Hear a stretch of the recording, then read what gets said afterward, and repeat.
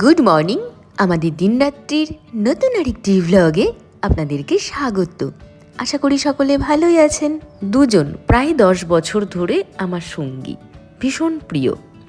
একজন একটু কম, বছর 8 হবে। নিজের অসাবধানতাবশত তাদেরকে হারিয়ে ফেললাম এবং ফিরেও পেলাম কিছু সময়ের মধ্যেই। সেই গল্পই থাকছে আজকের ভ্লগে। আর আপনাদের সাথে শেয়ার করে নেব কলেজ থেকে ফিরে একটা দুর্দান্ত পাস্তা রেসিপি। হ্যাঁ, আজকে আমার কলেজ আছে, আর আজকের ব্লগটিও হতে চলেছে একেবারে অন্যরকম। বলতে পারেন একটু রহস্যমূলক, একটু উত্তেজনাপূর্ণ। মানে কি করে হলো আজকে আমার সাথে এই পুরো ঘটনাটা, সেটা এখনও আমি বিশ্বাস করতে পারি না। এবং আমাদের সাথে যখন কোনো খারাপ কিছু ঘটে বা বিপদ আসে আমাদের জীবনে, সেই সময় আমাদের কি করণীয় সে বিষয়ে কয়েকটা কথা থাকছে। চলুন দিনটাকে শুরু করি। উইকে আমার কলেজে দুদিন ক্লাস থাকে 10:30 থেকে, মানে ফার্স্ট পিরিয়ড। সেই দুদিনই আমাকে বাড়ি থেকে বেরোতে হবে 8টার সময়। আমার ট্রেন ওই ধরুন 8:15 বা 20 নাগাদ। এবার বৃষ্টির মরশুম চলছে, কখন কি জোর বৃষ্টি আসে না আসে, তাই একটু আগে করে বেরোনোই ভালো। ঘুম থেকে উঠতে হবে ওই 4:30টার সময়। রেগুলার বেসিসে আমি 5টা 5:30টায় উঠেই যাই, মানে আরও 1 ঘন্টা আগে আমাকে উঠতে হবে উইকে দুদিন। তবে আজকে আমার ফার্স্ট ক্লাস নেই। আজকে আমি একটু কলেজ যাবার পথে মায়ের বাড়িতে যাব, কারণ বাবার শরীরটা বিশেষ ভালো নেই।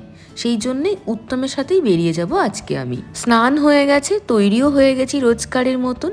এখন শুধু নিজের জিনিসগুলো এই ছোট্ট ব্যাগটির মধ্যে গুছিয়ে নিতে পারলেই হয়। প্রত্যেক দিনের দীর্ঘ যাত্রাপথে ব্যাগ যত ছোট হয় ততই যেন নিজের কষ্টটা কম হয়। কারণ ভীষণ ভিড় ট্রেনে, যেখানে নিজের জায়গা হয় না, সেখানে একটা বড় ব্যাগ কি করে নিয়ে যাব বলুন। তাই আমার ব্যাগটি বেশ ছোট। চলো চলো, দেরি হয়ে যাবে। গতকাল কলেজ থেকে ফেরার পথে ও বাড়িতে একবার গিয়েছিলাম। মায়েরা মানে এমনই হয়, সমস্ত টেনশন নিজেরা নিয়ে নেন আর আমাদেরকে সব টেনশন থেকে দূরে রাখেন। যেহেতু আমি এত দূরে কলেজে যাই আর সকালবেলায় তো প্রায় দিনই দৌড়ে দৌড়ে ট্রেন ধরি, তাই আমাকে বলার প্রয়োজনই মনে করেননি যে বাবার এতটা শরীর খারাপ। আর আমি যখন কলেজ বেরোচ্ছিলাম বাবা তখন শুয়েছিলেন। সো আমি বুঝতেও পারিনি। এক সময় কি হয়, বাবা অনেক সকালে ওঠেন তো ভগবানকে ভোগ নিবেদন করে একটু রেস্ট নেন। তো আমি ভেবেছিলাম সেরকমই কিছু, আমি বিষয়টা গুরুত্বও দিইনি। কিন্তু বিষয়টা অন্যরকম ছিল। বাবার শরীরটা ভীষণ খারাপ ছিল। তবে ভ্লগের শুরুতেই যে বিষয়টি আমি বলতে চেয়েছিলাম সেটি বাবার এই শরীর খারাপ সংক্রান্ত নয়, সেটি অন্য আরেকটি বিষয়। আর বাবার বিষয়ে যে কথা বলছিলাম, কয়েকদিন আগে যেরকম সিজনাল সকলেরই একটা জ্বর হচ্ছে, কাশি হচ্ছে, ঠান্ডা লাগছে, আমারও হয়েছিল। আমি সে কথা ব্লগে শেয়ারও করেছিলাম। বাবারও সেটাই হয়েছিল। অ্যান্ড তার থেকে বাবার দুর্বলতাটা অনেকটা বেড়ে যায়। আসলে বয়স হয়েছে তো, সেই কারণেই। করছিস কেন? ওই যারা একজন বিস্কিট নেই, বিস্কিট আনিনি আমি। গায়ে লাফাবি না কিন্তু। এই বদমাস, কি আছে? বিস্কিট তো নেই এখন, বিস্কিট তোকে দেবো। ঘরে আছে। আনো নকু পাবি নে, তুই সেলিব্রিটি পাপা। রকিকে ফটো দিকে মার, রকিকে দেখলে গিয়ে একটু ইয়ে করে, আর রকি আর গরম মিল যায়। দেখো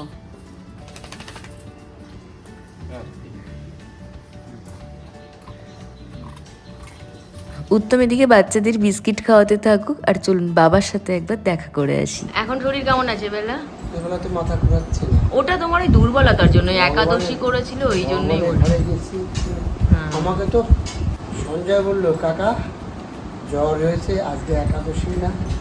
করার কোনো মানেই ছিল না, মানে শরীরটা তো আগে নাকি। কাকু অনেক পোষা দিয়েছে, ওইখানে আমার পুরো উইকটা হয়ে গেছে। হ্যাঁ, জ্বরের থেকে উঠেছে, এমনি কোনো শরীর খারাপ নেই। না না, যাই হোক, একটা চেক আপ হয়ে গেল, তাই না? আসলে বয়স হয়ে গেলে না মানুষের যতটা না শরীর খারাপ হয়, মনোবলটা খুব তাড়াতাড়ি ভেঙে যায়। ওনার কাশির জন্যই হালকা চেস্ট পেন হচ্ছিল, তো সেটা এমন করে বাবা বলেছিল আমাকে, আর আমি এতটাই ভয় পেয়ে গিয়েছিলাম। আর ওনার মাথা ঘুরছিল, কিছুতেই দাঁড়িয়ে থাকতে পারছিলেন না। যেন মনে হচ্ছে এক্ষুনি পড়ে যাবেন। এই সমস্ত কিছু নিয়ে আমরা ভীষণ টেনশনে পড়ে গিয়েছিলাম। গতকাল রাত্রে আপনাদেরকে বলছিলাম কলেজ থেকে ফিরে আসার পরেই বাবাকে ডাক্তারের কাছে নিয়ে যাওয়া হয় এবং চেক আপ করিয়ে বাড়ি আসা হয়। এক জেনারেল ফিজিশিয়ানই আমরা কনসাল্ট করি। তো বাবা সুস্থ আছেন, কোনো অসুবিধা নেই, ওনার প্রেশারটা অনেক লো। যাই হোক, এখানে তো খেতে বসে গেছি। আজকের মেনুতে ছিল মিনি সয়াবিন, সাথে বাঁধাকপি রান্না, আর তার সাথে বিউলির ডাল। আমার তো বিউলির ডাল দুর্দান্ত লাগে। আরিয়ানও খাচ্ছিল আমার সাথে, ও বেরোবে, আমি বেরিয়ে পড়েছি অলরেডি। তবে আজকে হাতে যেহেতু সময় রয়েছে, তাই এই যে আমার পাড়ার পাশের পাড়ার বাচ্চারা রয়েছে, আমি বলতে চাইছি যে ডগগুলো রয়েছে তাদেরকে আজকে আমি ওষুধ খাওয়াবো। যারা ডগ লাভার আছেন তারা জানেন তো এই সময় বাচ্চাদের গায়ে প্রচুর টিক হয়, তার জন্য এই ওষুধটা আমি খাওয়াবো, নিওমেক। এই দেখুন বাচ্চাদের চোখে মুখে টিক ভর্তি, এই যে একজন, এই যে একজন, সবাই মোটামুটি ডোজ পেয়ে গেছে। বাড়ি থেকে আসার সময় 2টো চাপ সন্দেশ আর 7টা নিওমেক ট্যাবলেট আমি সাথে করে এনেছিলাম। ওরা গ্রুপে প্রায় 10-12 জন ছিল, সকলকে আমি দিতে পারিনি, 7 জনকে দিতে পেরেছি। যাদের গায়ে অনেক টিক ছিল তাদেরকেই দিয়েছি। গতকাল কলেজ আসার সময় যে টিমটার সাথে আপনাদের পরিচয় করালাম, ওদের মধ্যে 2 জনের কপাল দিয়ে চোখ দিয়ে টিকে পুরো ঢেকে গেছে। আমাদের গায়ে একটা পিঁপড়ে উঠলেই কতটা ইরিটেশন হয়, ওদেরকে দেখে তখন আমার এত কষ্ট হয়। বাড়িতে এসে দেখি ওষুধটা আছে কিনা। আমি আমার বাচ্চাদেরকে দিই, বছরে একবারই ওই একটা করেই দিই। খুব যে ভালো তা নয়, মানে লিভারে এফেক্ট করে ওষুধটি, এ কথাও আমি বলে দিলাম। তো একটা দেওয়া যেতেই পারে, এটা খাইয়ে দিলে পারে 1 উইকের মধ্যেই দেখা যাবে যে সব টিক চলে গেছে।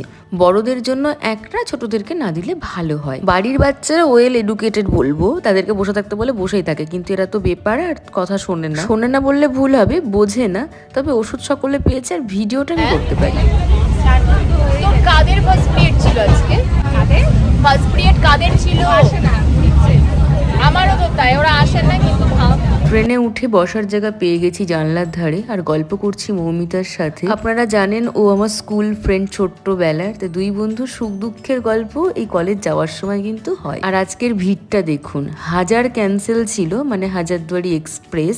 কলকাতাতে ভীষণ বৃষ্টি হওয়ার কারণে রেল লাইনে জল জমে গেছে। তো এই ট্রেনটি 9:30টার সময় সকালবেলায় ছাড়বে কলকাতা স্টেশন থেকে।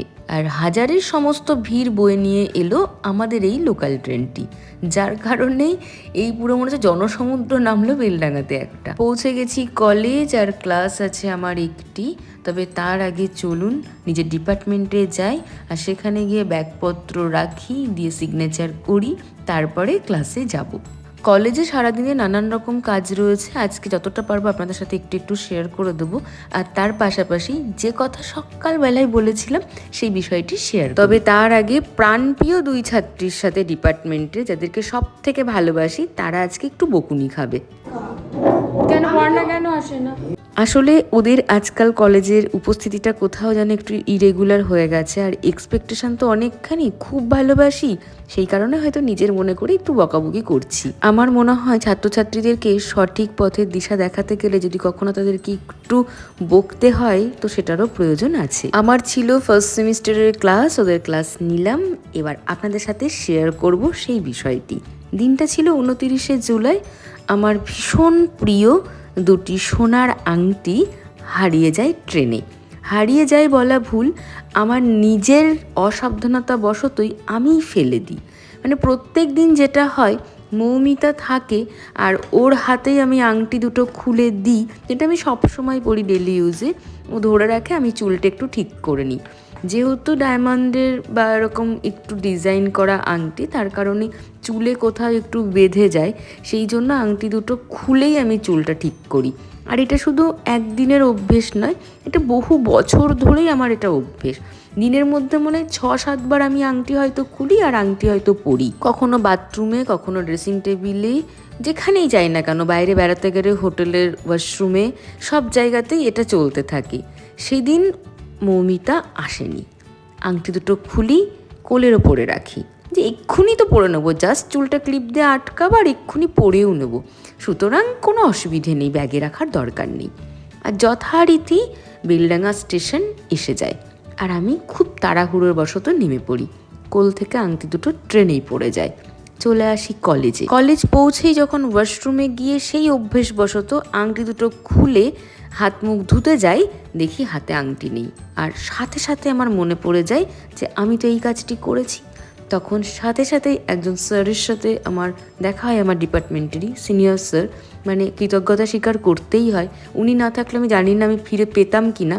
ওনাকে আমি বিষয়টি জানাই অ্যান্ড আমিও গুগল থেকে ফোন নাম্বার জোগাড় করে যোগাযোগ করি বহরমপুর জিআরপির সাথে। বেলডাঙ্গা কলেজ থেকে আমার স্টেশন পৌঁছতে ওই 5-7 মিনিট, আর কলেজে পৌঁছিয়ে বিষয়টি এইভাবে যোগাযোগ করতে আর 10 মিনিট।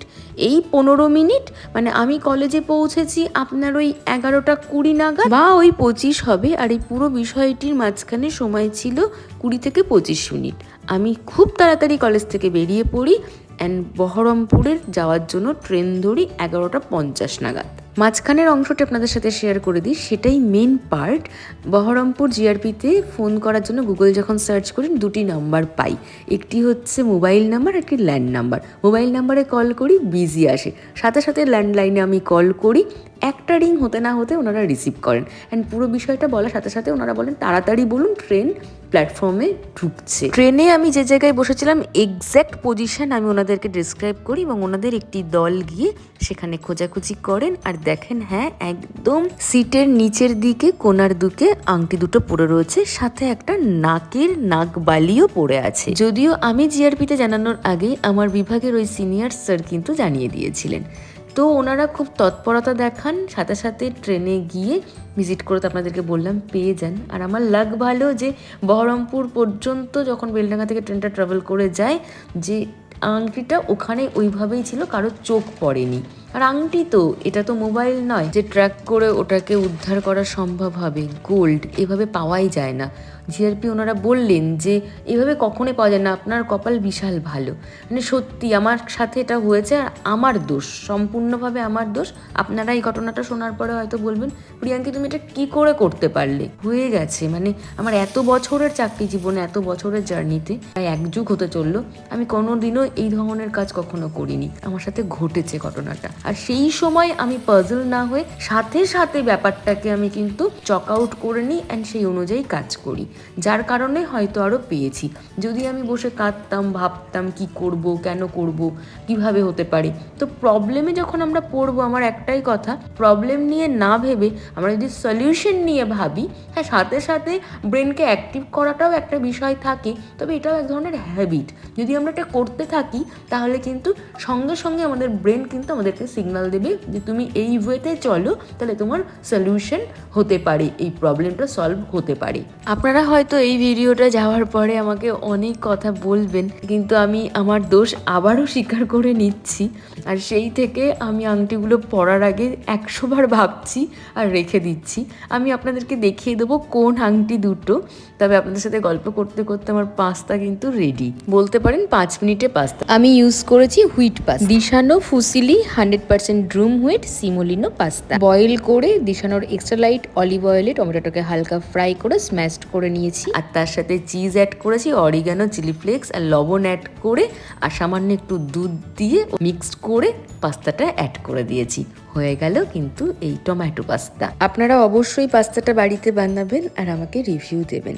আর এই দেখুন সেই আংটি দুটো আপনাদেরকে দেখাচ্ছি। আর বহরমপুর জিআরপির ফোন নাম্বার আমি অবশ্যই শেয়ার করে দেব।